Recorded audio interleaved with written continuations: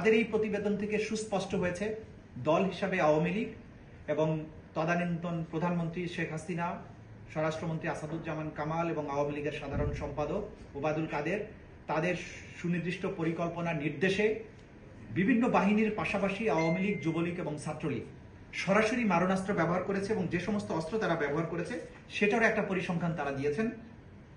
শটগানের গুলি ছিল 12%, পিস্তলের গুলি ছিল 20%, মিলিটারি রাইফেলের গুলি ছিল 66% অর্থাৎ, এবং অন্যান্য অস্ত্রের আঘাত ছিল 20%।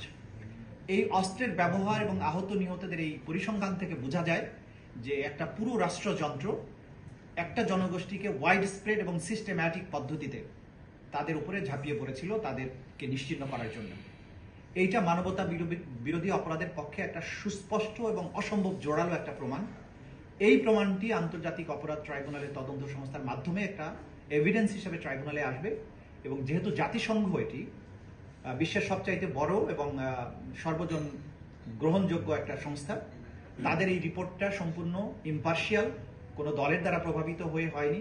তারা আমাদের সাথেও কথা বলেননি, তারা অপরাধীদের সাথে কথা বলেছেন, ভিকটিমদের সাথে কথা বলেছেন। দুটো ইম্পর্টেন্ট ঘটনা ঘটেছে, আপনারা দেখেছেন। একটা হচ্ছে বাংলাদেশে জুলাই আগস্টে যে সংগঠিত মানবতা বিরোধী অপরাধ এবং যে হত্যাকাণ্ড ঘটেছিল নিষ্ঠুরতম পন্থায়, সেটার ব্যাপারে জাতিসংঘের একটা ফ্যাক্টস ফাইন্ডিং মিশন কাজ করেছিল এবং তারা পরশু রাত্রে তাদের প্রতিবেদনটা প্রকাশ করেছেন।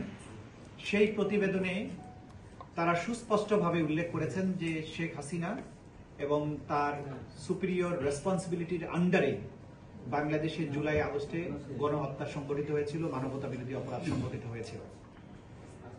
শেখ হাসিনার কমান্ড রেসপন্সিবিলিটির বাইরেও আওয়ামী লীগের সাধারণ সম্পাদক ওবায়দুল কাদের এবং তদানীন্তন স্বরাষ্ট্রমন্ত্রী আসাদুজ্জামান খান কামাল তারাও এই হত্যাকাণ্ডের নির্দেশদাতাদের মধ্যে অন্তর্ভুক্ত বলে জাতিসংঘ রিপোর্ট দিয়েছে।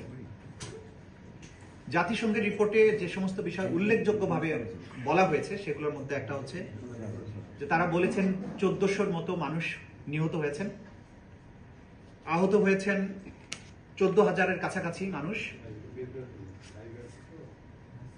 এই হত্যাকাণ্ডের রাষ্ট্রীয় বাহিনীগুলো, গোয়েন্দা সংস্থা, বিভিন্ন সামরিক, আধা সামরিক এবং পুলিশ বাহিনী এই হত্যাকাণ্ডে অংশ নিয়েছে, সেটা তারা উল্লেখ করেছেন। তারা আরো উল্লেখ করেছেন যে এই হত্যাকাণ্ড চালানোর সময় বিশেষ করে নারী এবং শিশুদেরকে টার্গেট করে হত্যা করা হয়েছে। নিহত 1400 মানুষের মধ্যে শিশু 118 জন। শিশুদেরকে বিশেষভাবে টার্গেট করে মানুষকে এই হত্যাকাণ্ডটা চালানো হয়েছে যাতে করে মানুষের মধ্যে আতঙ্ক ছড়িয়ে দেওয়া যায়। জাতিসংঘ তার প্রতিবেদনে আরো উল্লেখ করেছে যে যারা আহত হয়েছিলেন তাদেরকে চিকিৎসা সেবা নিতে বাধা দেওয়া হয়েছে, অ্যাম্বুলেন্স আটকানো হয়েছে, হাসপাতালের বেড থেকে গ্রেপ্তার করা হয়েছে, চিকিৎসা না দিতে বাধ্য করা হয়েছে, মৃত্যুর কারণকে ভুলভাবে উপস্থাপন করা হয়েছে, গোয়েন্দা নজরদারি করার মাধ্যমে ছাত্র নেতৃবৃন্দকে গ্রেপ্তার করা হয়েছে, তাদেরকে তুলে নেওয়া হয়েছে সিস্টেম্যাটিক পদ্ধতিতে, সেগুলো তারা উল্লেখ করেছেন।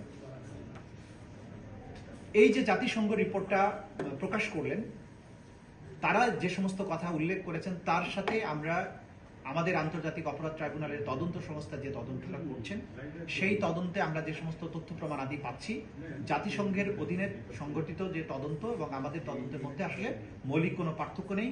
তারা আমাদের এই তদন্ত সংস্থার কাছে যে প্রাপ্ত অভিযোগ এবং আমরা যে প্রাপ্ত তথ্য সেটার সাথে হুবহু তাদের এই রিপোর্টের মিল রয়েছে।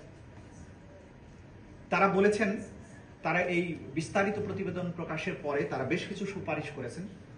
সেই সুপারিশের মধ্যে 5টা সেক্টরে তারা সংস্কারের কথা বলেছে। চাই আন্তর্জাতিক অপরাধ ট্রাইব্যুনাল আইন 1973 সেটি সংবিধান দ্বারা সংরক্ষিত এবং প্রোটেক্টেড।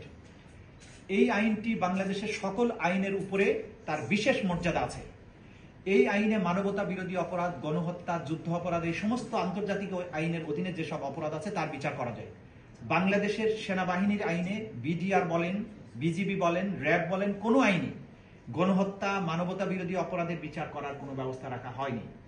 এবং সুপিরিয়র রেসপন্সিবিলিটি এবং কমন রেসপন্সিবিলিটির কোনো বিচারও কিন্তু এইসব আইনে করার সুযোগ নেই।